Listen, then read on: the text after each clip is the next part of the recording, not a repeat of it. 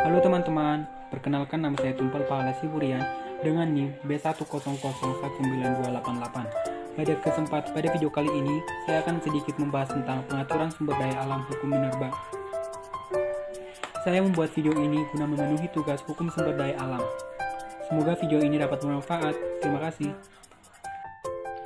Pengaturan sumber daya alam bidang minerba oleh Tumpal Pahala Siburian dengan NIM B100192888 dengan dosen pengampu yang kami hormati Dr. Haji Fauzi Syam MH.SH.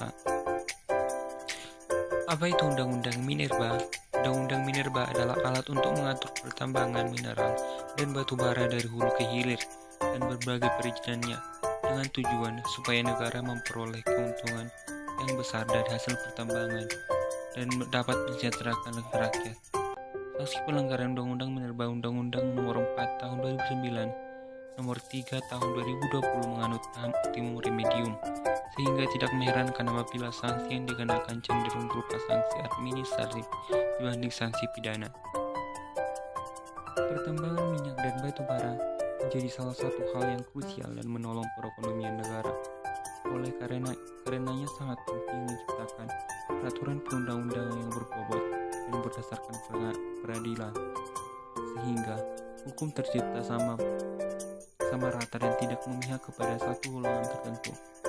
Seyogianya, undang-undang minerba di Indonesia mulai memuat hal-hal kesulitan perihal hukum pertambangan hingga sanksi-sanksi bagi pelanggarnya. Apakah minerba dibutuhkan? Seiring berjalannya kondisi pertambangan di Indonesia dan perusahaan pengolahan juga berubah, sehingga pemerintah pun menyadari minerba terbaru sangat dibutuhkan karena berbagai alasan. 1.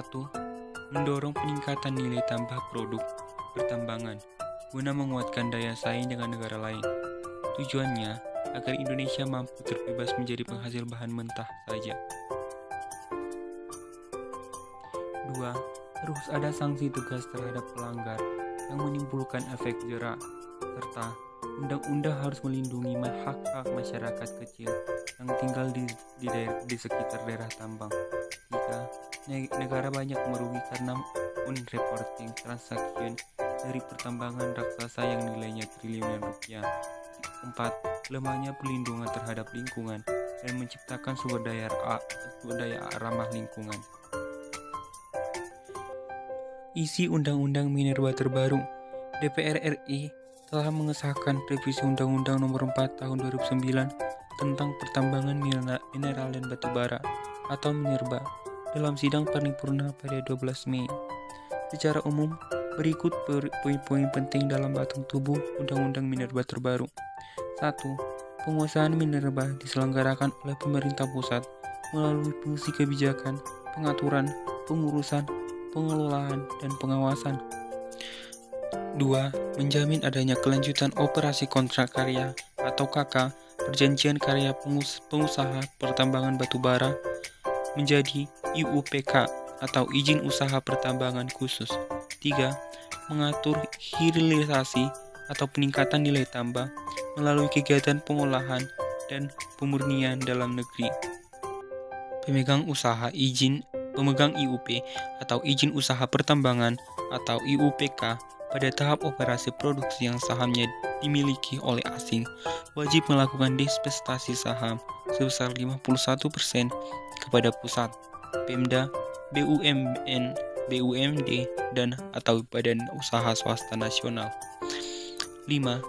Wilayah pertambangan rakyat atau WPR diberi luas maksimal 10 hektar dan cadangan mineral logam sedalam maksimal 100 meter. 6. BUMN mendapat prioritas dalam pembelian saham divestasi. Contoh pelanggaran Undang-Undang Minerba. Adapun pelanggaran terhadap Undang-Undang Minerba yang pernah terjadi, yakni dilakukan oleh PT Stanindo Inti Perkasa atau SIP di Bangka Belitung.